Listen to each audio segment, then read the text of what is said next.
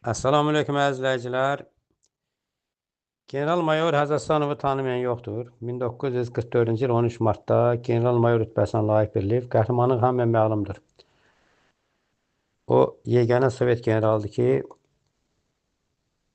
döyüşdə qabaqda gedirdi. Şəxsən özü qabaqda gedirdi və hamını döyüşə ruhlandırırdı.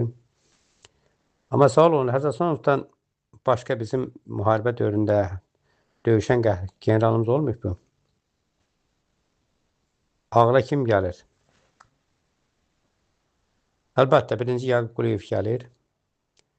Yaqub Quliyevi barmaq sayı adam tanıyır. Bu məlumatlar mən sizə Şəmsdən Nəzirli dostumuz, Allah rəhmət etsin, ruhu şad olsun, onun kitabından paylaşıram. Azərbaycan generalları kitabında bu generallarımız haqqında qiymətli məlumatlar verir. Yaqub Quliyev Həzəsanovdan hələ 2 ildə qabaq general-mayor rütbəsinə layiq bilinib 11 fevralda 1942-ci ildə. Yaqub Quliyevi Türkmən qəhrəmanı kimi qənəm veriblər. Bu nə ilə bağlıdır? Yaqub Quliyev Şuşada doğulsa da, atası Allahgülü kişi hələ Yaqubun 6 aylığında Türkmənistanın Mərv şəhərinə köçüb, indi Marıdır. Və təbii ki, orada Türkmənlər onu elə Türkmən kimi tanıyıblar. Onun talihi sonra hərblə bağlı olub. Dağ Süvari Diviziyasının komandiri olub.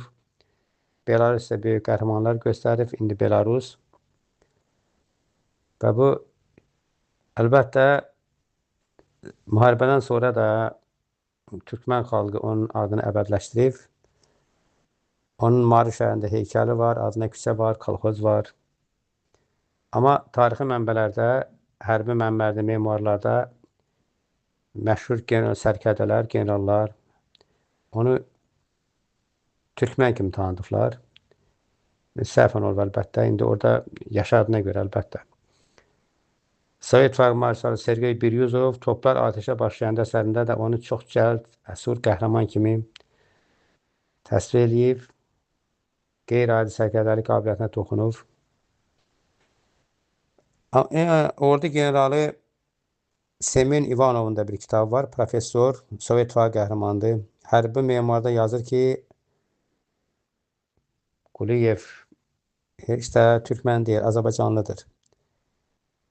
Azərbaycanlıdır və etiraf edib. 1970-ci ildə də digər Türkmən tarixçisi Roza Bazarova monoqrafiyasında onun Şuşada doğulduğunu etiraf etmişdir. Hər halda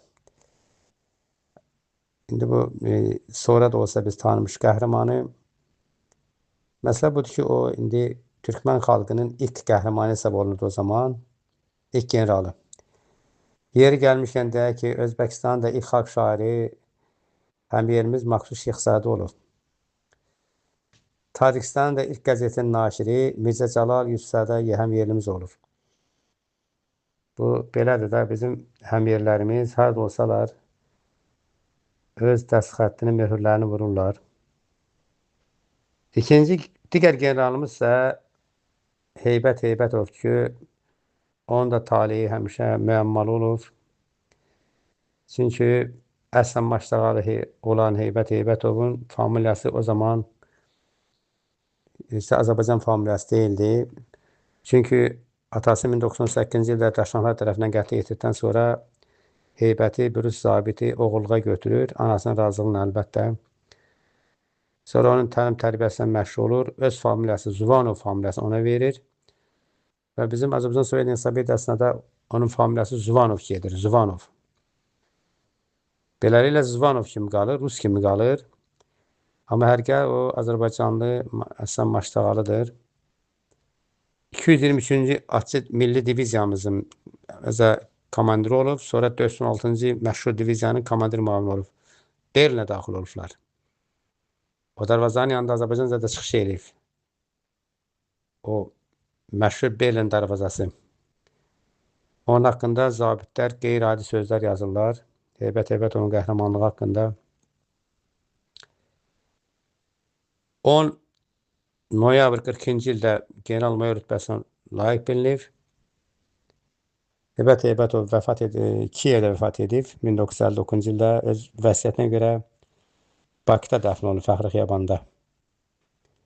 Və beləliklə də bizim bu Sovet ensiklopediyasında 4-cü cilddə səhifə 148-də Zuvanov Vladimir Pavloviç gedir. Mütərcimdə yazır atası Heybət.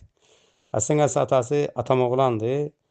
Atasının adını səhv yazırlar. Öz adını yazırlar Heybət. Halbuki atasının adı Atamoğlandır. Bəli, bu generalımız haqqında da məlumatı Şəmsdən müəllimin bu kitab Azərbaycan generalı kitabından götürdük.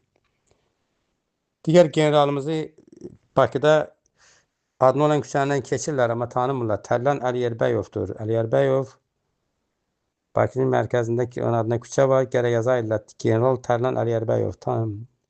Kimdir tanıyan onu Əliyərbəyovu? Şamaxıdır əslən. Əvvəl 416-cı, sonrası 402-ci diviziyaların komandiri olub. Onun haqqında da böyük sözlər yazılıb. Qəhrəmanlıq tarix haqqında. Hər halda onun heç olmasa adına küçə var, müəyyən qədər. Amma bilməliyik ki, bu bizim vətən oğullarını tanımağımız borcudur. Borçluyuq, tanımağımız zəruridir. Hardan gəldiyini bilməsən, hara gedə bilməzsən. Bizim hər tariximiz də vətənimizin şanlı bir tarix səhifəsidir. Dedim, Allah rəhmət etsin cəmi adlarını saydıqlarımız və tanımadıqlarımız hər bir kəsə. Allah rəhmət etsin cəmi şəhidlərimizə. Var olun, Allah amanda.